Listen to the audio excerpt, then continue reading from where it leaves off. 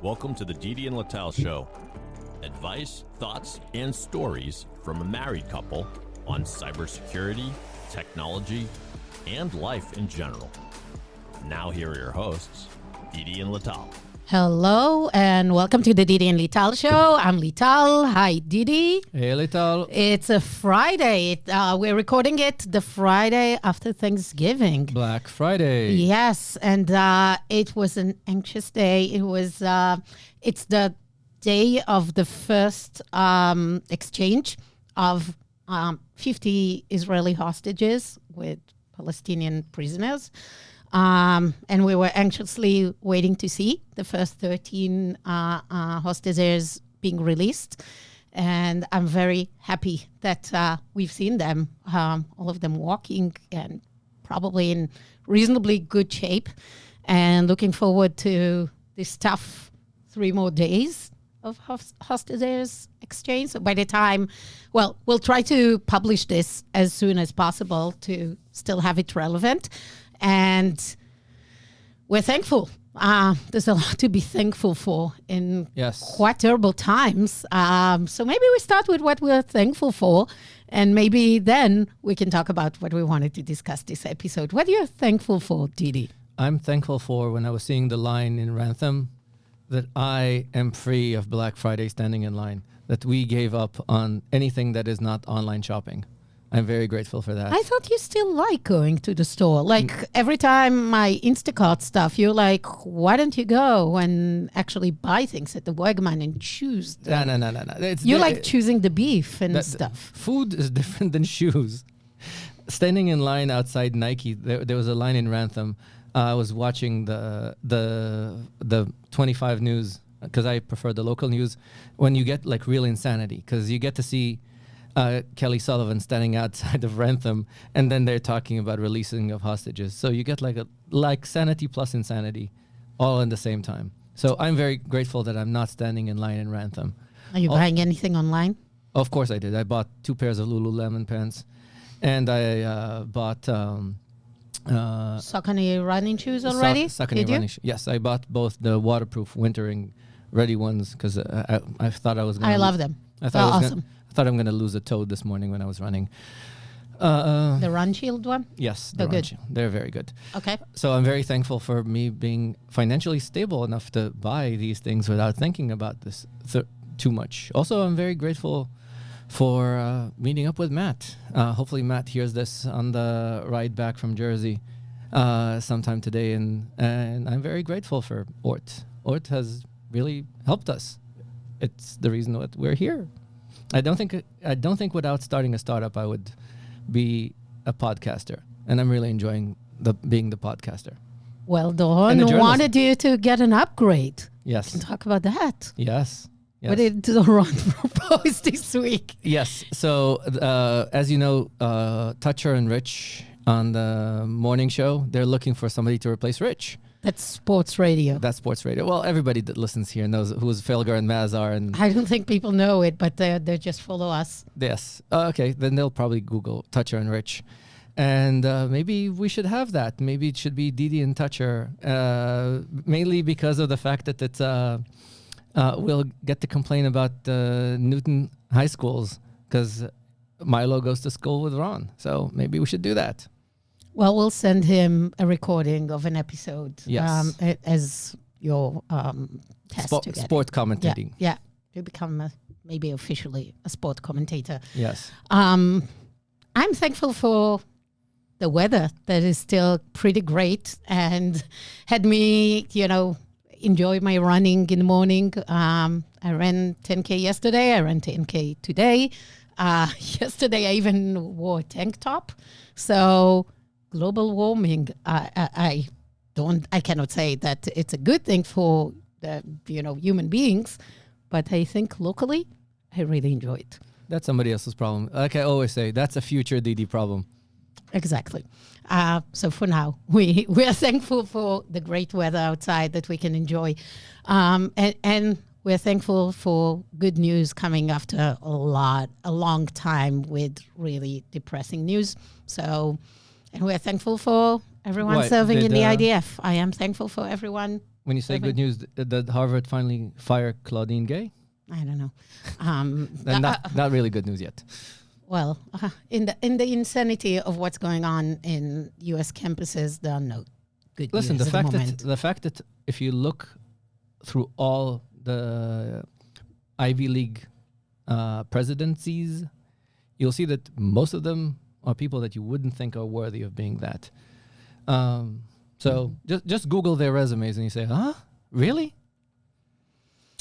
Yeah, I think there is a lot of politics that went into education, and it leads to the topic we wanted to discuss today. Yes. So even before the whole craziness in Ivy Leagues, universities in the US, how politics mixed up, there was an episode about, I think, sometimes in early September on the daily podcast that we really like, the New York Times, talking about how higher education in the U.S. is shifting. The mindset of people towards higher education is shifting in the fact that less and less of people are willing to go to universities and colleges. Less people are supportive of, spending the money. Less people see the return on investment. And we thought we want to share our experience of, did our higher education helped us? What was actually helpful? What was not? And what do we think in general about higher education versus trade schools versus military versus gap years versus on-the-job training? And that's complex, and that's for everyone. And, it's an N equals 2. Yep. So, like always, take it with a grain of salt. But we want to know about what you think. So, Why grain of salt? People that listen to this podcast already know that I'm right. So it doesn't matter. So, yeah, that's why they call you Mr. Right. Yeah, exactly. Yeah. Always. So maybe let's start with like our own bio. Yes. If people don't know what was our educational background, so you can start quickly. I think we talked in previous podcasts, yes, but I don't do maybe somebody just starts now. So I don't do quickly, but especially considering that my education, it wasn't very quick. So brief history of me. So I am a product of the IDF, the Israeli Defense Force, for those that don't know that. In 91, I got accepted to medical school for something that's equivalent in the U.S. to the ROTC, Atuda Akademite, for those that speak Hebrew. it's basically you go first to do your college degree and post-college degree, and then you join the military as a professional. Yes, I was supposed to do that.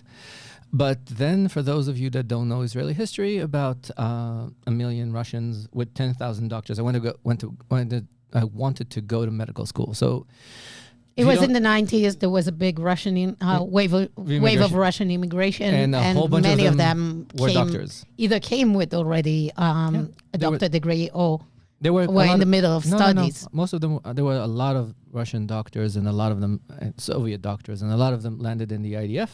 So the IDF didn't need additional doctors. They basically gave a whole bunch of us choices if you want to continue the program and go serve in the military unit and like a frontline, or quit the program and try in another thing. And that's how I ended up being in a computer unit.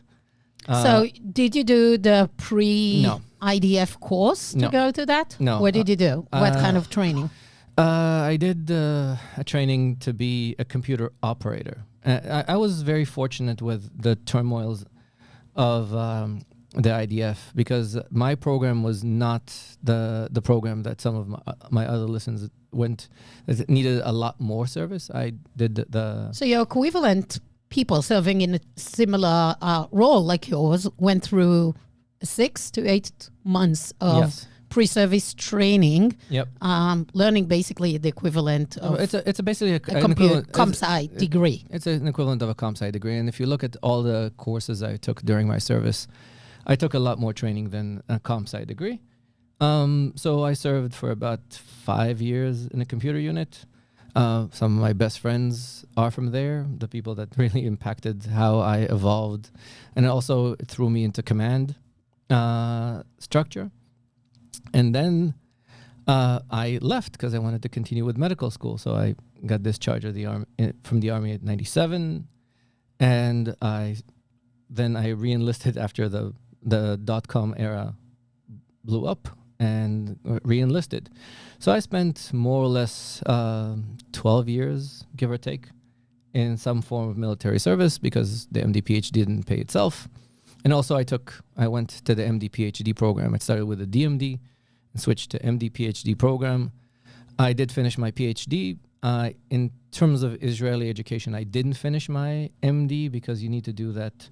Practical work in hospital, rotation. No. You need to do what is like the post-education. It's like interning, something along these lines. And you need to do that to get your license. I didn't do that. I just did the rounds. And also, if you remember, we had the twins. And at some point, I had enough of the Army. I had enough of education. And I said, enough's enough. And paused all that there and started working at RSA. So if you look at my education, I had both practical education through the military, which also gave me command training, which I'm very grateful for. This is a good thing for Thanksgiving. So I'm very grateful for that. And I had a whole bunch of academic education. My PhD is in epidemiology, which is a lot of math and a lot of understanding. I was explaining this to somebody I was talking to for my Cisco role, because she also comes from biology background. And I said that healthy and sick is very much like fraud and true. And a lot of the models that I used to build for detection are very good for the detection in fraud detection, in account takeover, even today. So there was a lot of stuff I've learned in my education that is very useful. So you did a PhD in epidemiology that turned out into a cybersecurity career, because at the end of the day, both are basically similar. Yes. Although mathematical modeling of threats, either disease or people. And cyber attacks. Yes. So when I look at all that stuff, I'm trying to understand which of these things I could have done without and which of these things was really, really useful for me. What's the contribution of each element? So I would say that if you need to pick one, military service is it. I'll try to Google and paste it on our comment section as usual. There's a part in Starship Troopers where there's the guy that helps with the enlistment, and there's a guy with no arms and no legs, and he says, "The mobile infantry turned me into what I am today." Jokes aside, the Army has made me what I am today. I'm very, very grateful for the service, both the first one and the second one. Understanding command, I think, is probably the most important thing. Even if you choose not to be a commander, choosing and understanding command is probably one of the most valuable things you can do, because you're thrusted with people that you have not picked, which is very different than any other career path. Usually you interview people. It kind of makes you ready to take over an organization that you have not hired anybody there. You learn how to deal with a lot of variables, with a lot of controls, with a lot of things that you have no control over. And you always deal with craziness. And your boss changes every 12 to 18 months. And you need to learn how to adapt. So military service, a lot of education, a lot of value, a lot of craziness, huge budgets. So I value my military career a lot more than I value my MD PhD. It's like the military background builds who you are. Yeah. And the education helps with some additional knowledge, with things that are useful, not necessarily you're going to use. So maybe I'll tell a little bit about my own background. Also, like all Israelis, since military is mandatory in Israel. So I was listed into the 8200 unit. I went through pre-military course that was really unique experience. So you come from, you're being in your neighborhood, being at home, to a complete different setup, which I think is equivalent probably to the setup of going to college, right? You're going to a place, you meet with a lot of different people. In my case, it was an elite cybersecurity unit. People were bright. Most of them were brighter than me, and it was maybe the first time in my life that I was like surrounded by really, really smart people, and it was a humbling experience. Like, I used to be, the number one student in my school, and like I felt always the smartest. It was the first time, and it was humbling, and it taught me also a lot. It was the first time that I was challenged. Seriously, like throughout my years in school and in high school, I was never challenged. It was also easy. So that was one thing that was really good for me. Then I was in actual duty, and similar to what you were talking about, like you go through the ranks, you start as a regular soldier doing your day job or night shifts or weekend shifts, and then you become the shift leader, and you have to decide in real time about things that top secret stuff. You really get exposed to things, and like you get to appreciate the job that you are doing. I think doing the military work early on made me really appreciative for life, for the job I have. You have a mission.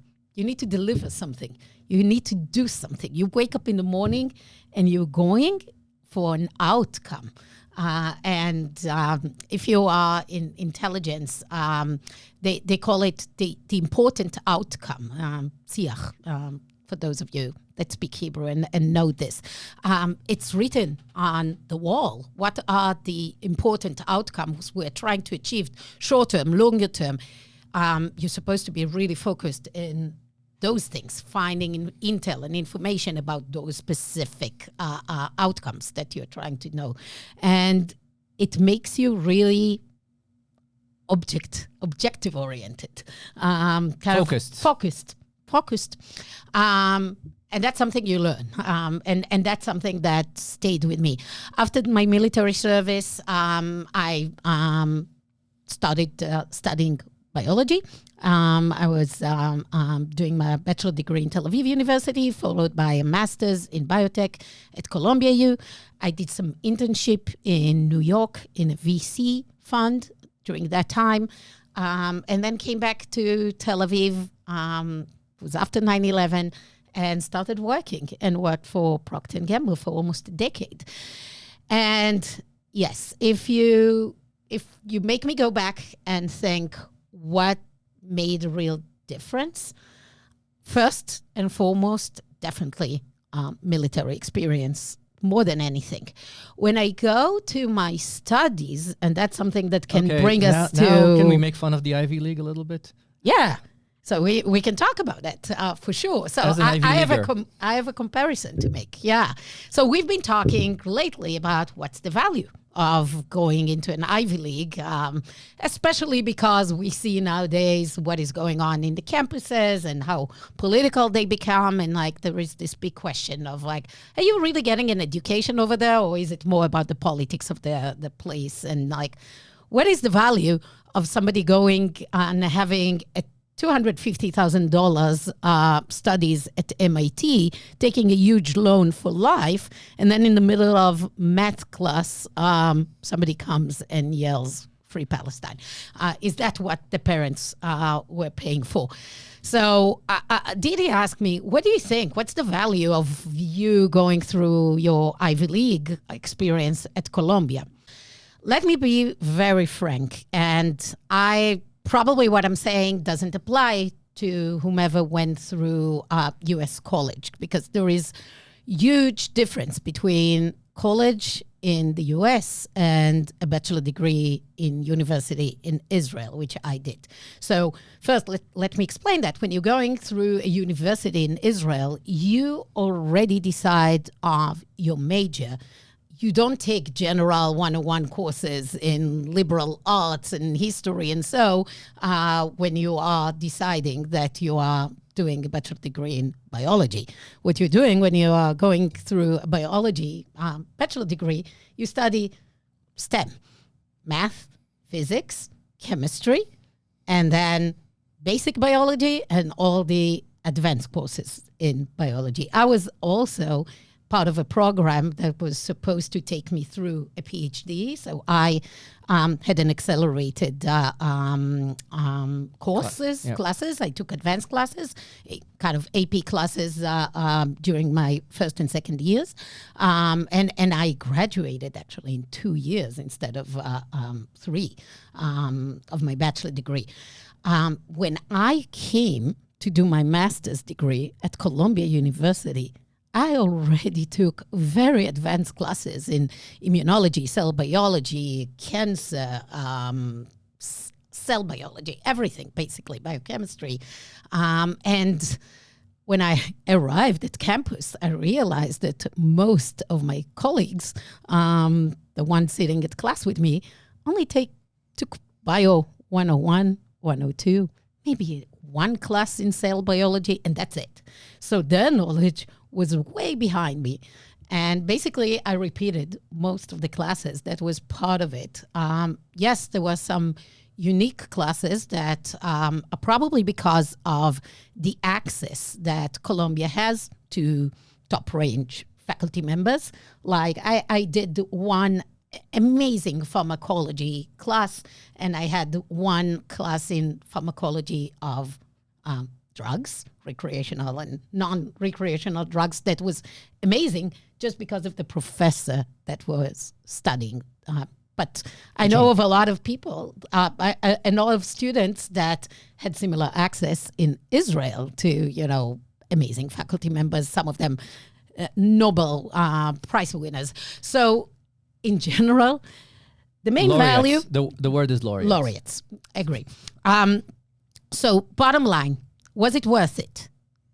Yes, because I think I now belong to the alumni club, and it's a brand, and it's nice to carry the brand. Marketing brand.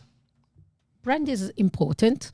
It does open some doors. You know that my alma mater is better than yours. So if you look, your alma mater is the same as mine. No. We're both Tel Aviv University alumni. You came out of the Columbia. So Columbia versus Tel Aviv. Which one of them has more founders of Tel Aviv University by far? By far. It's number 6 on the list, only behind Stanford and Berkeley and all the ones and MIT, of course, that generate. But it is a very good school for if you want to found a startup. Tel Aviv and then Technion. No. Technion and Columbia are way behind because... not that behind. Technion is in the top 10, I believe. But to the point that it probably helped me get the first interview at P&G. Probably people looking at my LinkedIn saying, "Oh, yeah, she's Columbia alumni." Maybe there is like this allure to it. But at the end of the day, did it help my education? Was it worth it?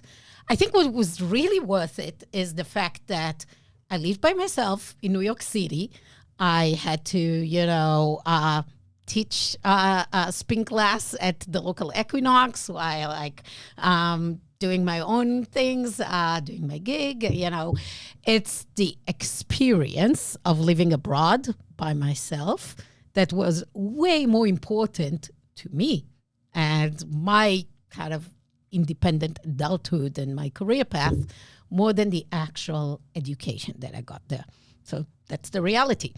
Now, we can go from here to what do we think we recommend and what would we recommend our kids that are now, the high school sophomores, Our twins are high school sophomores. Soon they will become juniors and start thinking about it. And, from all our experiences, what do we think is the right path? Education, trade schools, like studying. Military was very much like a trade school. So Even though I would say med school is a trade school. med school is also a trade school. So if I'm going first, so this is a very hard question to ask, and I'll tell you why. When you and I had this conversation, I wanted to come in here and bash med school. Because you change your mind on the way. Yes.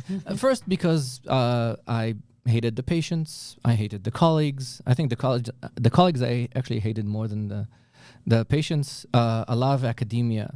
I discovered that academia. Jonathan Swift in Travels of Gulliver makes fun of academia about the uselessness of basically trying to understand the testicle size of a Drosophila, and that's a fruit fly. So you need to understand that in academia, there's a whole bunch of people who built their lives investigating nothing of value. And they think of this as like the center of the universe. So, and a lot of this is the politics of getting grants, which makes you like political and disgusting. So there's a lot. Let me argue something against that. Can you stop? Can you stop? Okay, you go on. I'll argue later. So I came in with a lot of bad feelings about academia and about my education. But when I was looking at it and looking at some of the people that I've maintained contact with, so I'm still friends with somebody that went to Mayo and now is back heading epidemiology in Tel Aviv. And he's super smart and super capable. And he really inspired me at some point in my career because he was like the TA when I was taking the classes. And I really, really, really value him. And same was the head of epidemiology for Wolfson, Mona. She was also amazing. It was like inspiring seeing somebody that was both a full-time parent and a full-time epidemiologist and created very valuable research. And there were people, and of course Dov, my mentor. So I was looking at my career, and as you said, understanding some of the math and all that stuff. So I'm very torn because it's very hard for me to take which part of my career, including, by the way, trade school. By the way, if I need to come back with a recommendation for anybody, if you like working with your hands, go to a trade school. Because when I was learning how to fix cars, if I would have stuck with that job, holy shit, how much money I would have made. But fixing cars, fixing houses, doing shit. When I look at a world that's driven by AI, I have a very, very strong feeling that your plumber will make more money than your lawyer in the next 20 years because there's less of them and less people that have these skills. And most of them. And AI will not fix your plumbing. And AI will not fix your plumbing. So more likely than not, that's actually going to be a very valuable skill that's going and becoming more and more rare. And I think there's also catharsis in this. People that, like your dad, that enjoy this, think of caging them in an office and filling out TPS reports.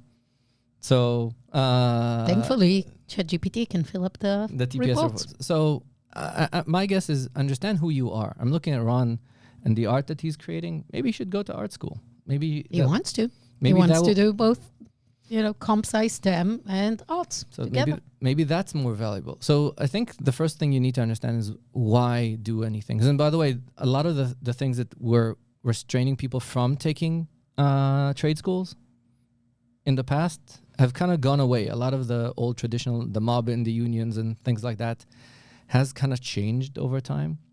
Also, right now, trade schools will give you a degree that can help you get another job in leadership position.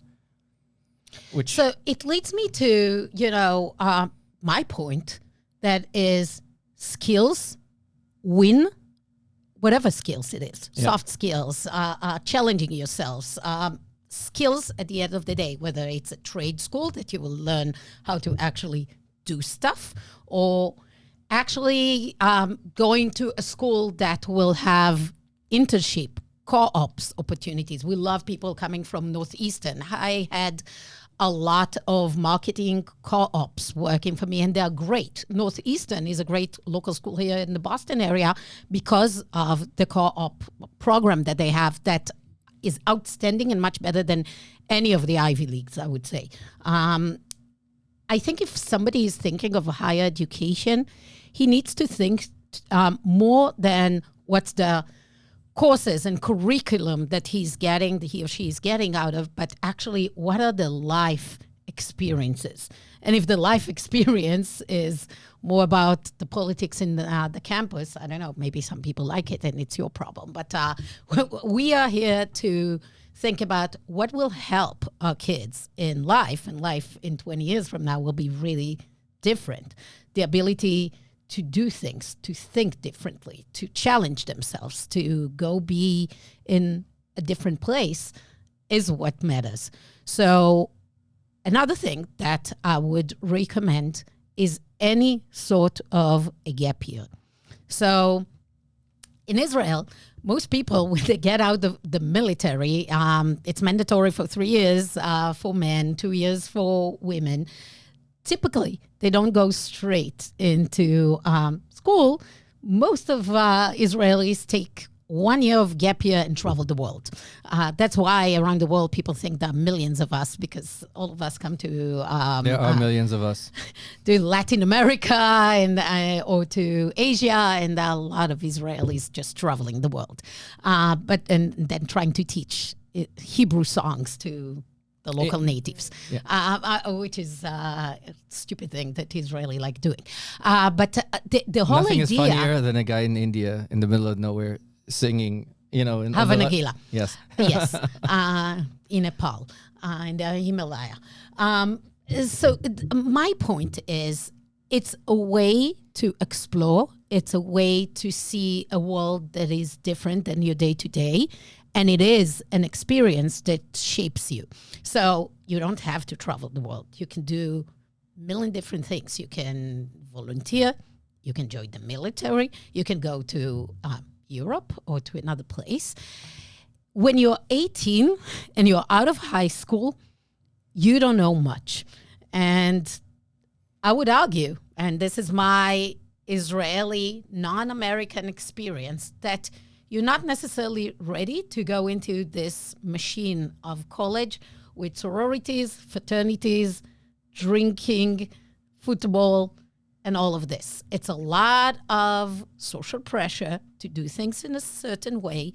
And I'd rather my kids take a year off, develop their own personality, know who they are and what they want to be and what they like and dislike, and then decide what they want to do with their college and their career. So I would actually encourage parents to consider a gap year for the kids. I think it's very healthy. What else? You know how you get to travel the world on somebody else's dime? Military. Exactly. In the Navy. In the Navy. So the only downside of military service is that thing that people shoot at you. So with the exception of the downside, it's a big downside, It is a downside, but you know what? I think some of our listeners will say, well, military is not for me or my kids. We're peaceful. Peace has nothing to do with military. So as Roosevelt once said, speak softly but carry a big stick. Understanding how to shoot a gun, I think, is a skill that everybody should have. It's not, you can choose if to use it or not. But when the zombie apocalypse comes over, you do want to know how to shoot somebody in the head. Well, I do want to say that if you want to shoot a gun, you do it in the military. That's the responsible thing to do, exactly. and learn how to do it over there. I would argue it that way. It's a very important skill. The other thing, so we keep thinking of the chances of our kids. So this is where I credit our friend Dima, who said that we keep winging it, but we need to actually do some prep work. So I did some prep work. And actually getting killed in the military, even with active engagements, is not much riskier than sending your kids off to college, because there's a lot of cases of sexual harassment. There's a lot of cases of assault. There's a lot of cases of drug use. Fentanyl is out there. So... And most of it is not even documented. And most of it is not because even documented. Because campuses hide the numbers. Because campus police hides and lies and nobody wants to know that there is fentanyl. And the military is a lot safer than you think it is versus regular life and around stupid people. So, and after you serve in the military, you probably are better skilled at understanding this is a situation I don't want to be in. You really have a very fast grasp of saying, you know what, no, that's not a good idea.